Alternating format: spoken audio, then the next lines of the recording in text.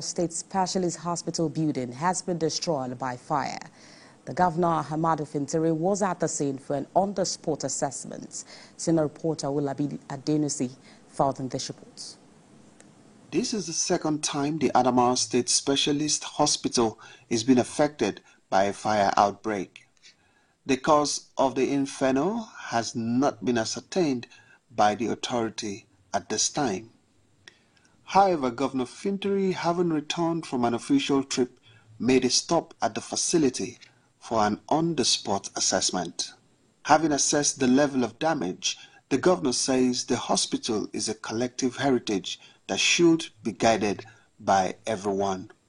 He, however, urged the public to be vigilant against saboteurs seeking to undermine the well-being of the society. This is the twice in about 3-4 years now.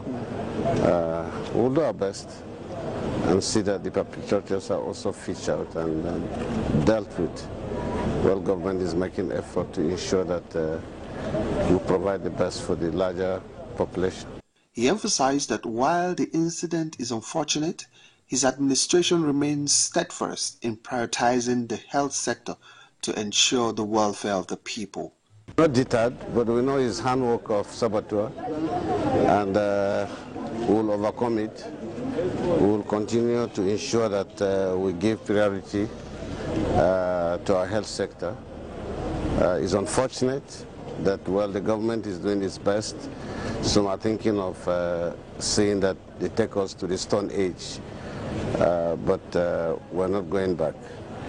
And we shall continue to march forward, providing excellent service, especially in health delivery to our people. The State Commissioner for Health, Felix Tangwami, notes that the affected building is a passive storage for equipment and will not distort the provision of health services to the public. Away from that to Oyo State, the burial ceremony of the design of the Nigerian national flag, Taiwo Akinkumi, is ongoing in Ibadan, the Oyo State capital.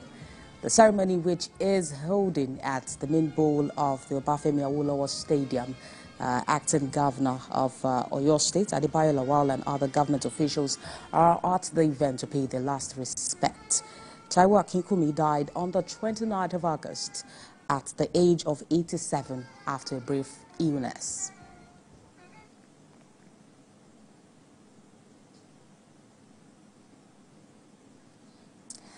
Our senior reporter Olaide Oyewole joins me live from the event for more details. Olaide, it's good to have you join us. What are you reading from the event today, and what's the mood in Ibadan at the event? So, Olamide, a couple of minutes ago, the funeral ceremony of Akinkumi was concluded with so many tributes being paid. And if my cameraman can see to the right, to my right, and that's the remains of Akinkumi being conveyed to where it will be finally be interred. So, and being accompanied by members of his church and some students and members of his family. So, a lot of tributes were paid. So many things were said about him, including how he contributed to the unity of Nigeria and the so many awards that he was given. In total, he received a total of 30 awards in his lifetime for contributing to the peace and unity of the country. So also there were so many government officials present, especially from Oyo State. And the acting governor of Oyo State, Adebayo Lawal, said so many things about Akinkumi. And one of the takeaways from what he said was that Particularly to not just be forgotten like that. It should be immortalized by the federal government because of the legacy he has left in Nigeria and ensuring the unity of Nigeria with the flag and what the flag symbolizes. Well, senior reporter Olaide Oyewole, thank you for joining us.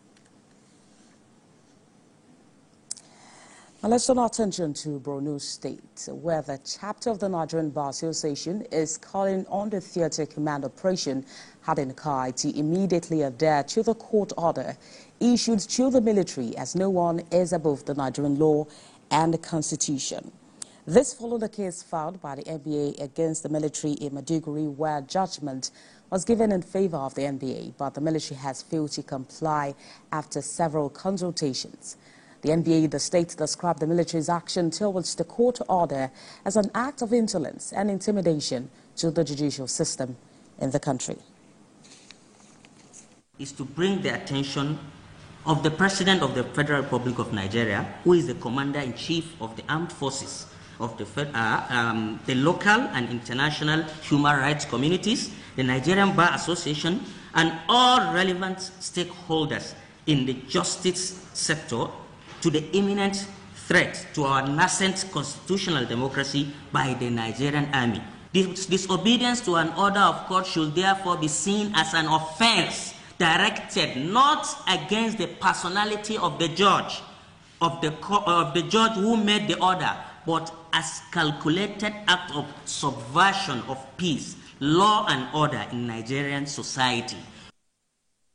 The Commissioner of Police Delta Command, Olufemi Abaniwoda, says officers are ready to tackle any upsurge in crime as personnel have foiled multiple kidnap attempts and arrested suspects across the state. Ikena Michi has details. On parade here at the Delta State Police Command Headquarters, Asaba, are these suspected kidnappers arrested at Ebrumede, Uwe local government area, on tricycle with over 2.3 million naira ransom money recovered. They are among several kidnapped suspects apprehended by the police across Delta State.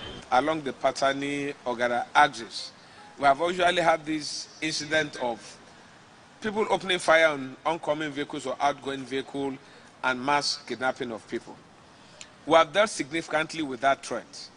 And if you all will bear us witness that in the last 2-3 months, there's been no incident on that road. In the course of our discrete investigation, some individuals were picked up with this amount of money. Now to the issue in Warri, yes, there was an attempt and unfortunately we lost 2 operatives.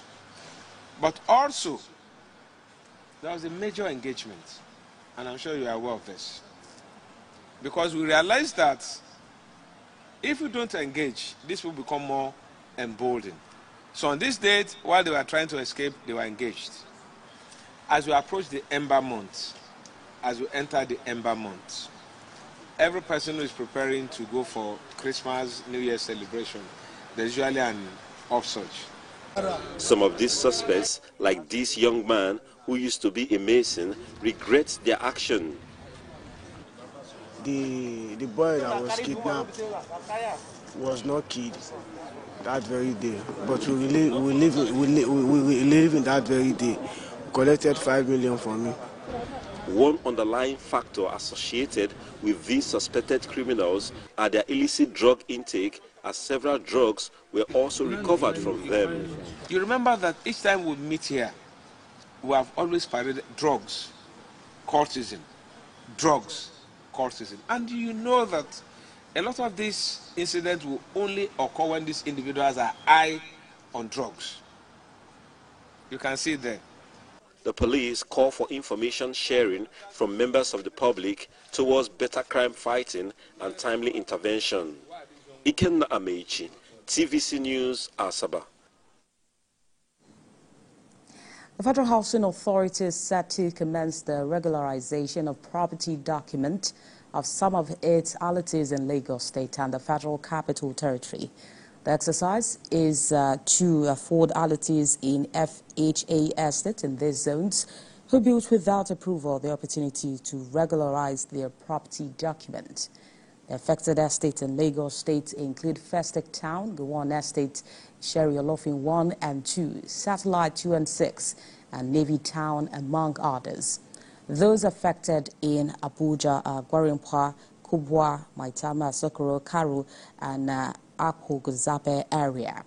The FHA advised affected persons in Lagos to visit the office of the zonal manager, while those in Abuja had to visit the office of the Executive Director, Estate Services, at the head office at Sokoro, Abuja, Federal Capital Territory.